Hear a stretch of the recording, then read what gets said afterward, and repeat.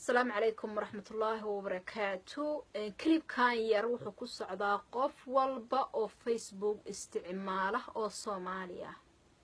وحربا إنان إذن ويسيو أرهن نحذن له وآد وذا أكتهين بدن كينونا لغيابينتك هذا الشان لكن سي مالمها نودن أنو نركيي ميشان كو أركو وحان سكديي إنان بلوغريو qofkii soo geliya iyo qofkii sii faafiya iyo qofkii yani dadka kale sii gaarsiinaya wax kale ma aha waa nin ayaama dhaweyd Facebook ku badnaa oo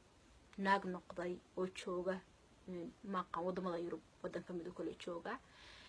dad badan way ka hadleen anigu waxaan uga hadli waayay hadaba waxaan islahaa hadaad sheegto qof kale oo aan hore u arag baa is oranaya bal qofka laga sheekeynayo ayaan lagaaga sheekeyn hore u gaad oo arag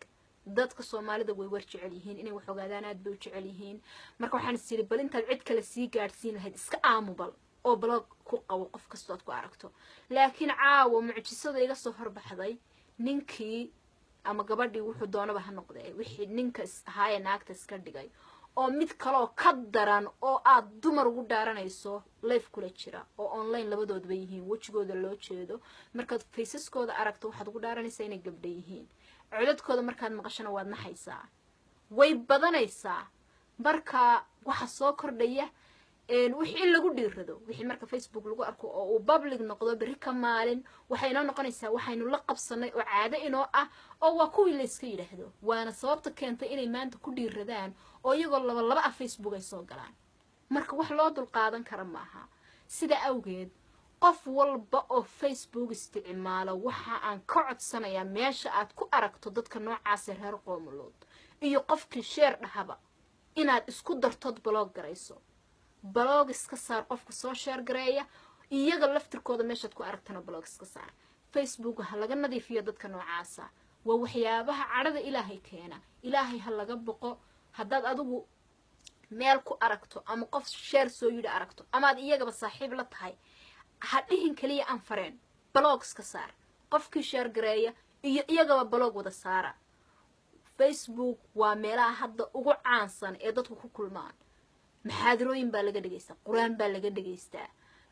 wacdi baa laga dhageystaa wax isu sheeg baa laga dhageystaa dadkoo dhan baa ku wada xidhan bulshadii dhan baa ku kulanta haday marka nimanaaga noqday Soomaaliya oo diintii kula sheeganaya oo dhalashadii kula sheeganaya oo timu halka wada joogaan ay ku soo galaan xagee baynu soconaa qof walowba markaad aragto dadka noocaas waxaan ka codsanayaa inaad blog saarto blog iska saar ha sii sugin qofkan waan aqaanaa ha oran qof kastood ku aragto waxaan ka codsanayaa inaad blog ku qabato ilaa iyo intay Facebook ka ciribtirmayaan dadka noocana waxay noqon doonaan hadeenan taas sameyn wax lala qabsado oo caado inoo noqdaba oo iska caadiye dadku caadi u arkaan marka fadlan maanta labay maraysaa bari tobanaan baynu arki doonaa way qarsoonayeen shalay laakiin maxaa faafiyay inagii baa waraysanayna inagii baa soo gelinayna social media inagii baa faafinayna wixii waxay arkeenba wax caadiya kuwii qarsoonaba banaanka yimi dadka yaan la fasahaadin hadaba qof kasta oo arka ama yaqaana Facebook ha laga ciribtiro waan idin ka codsanayaa Facebook ha laga ciribtiro klibkan qof kasta oo Facebook isticmaalaha gaaro aad baan idin salaamay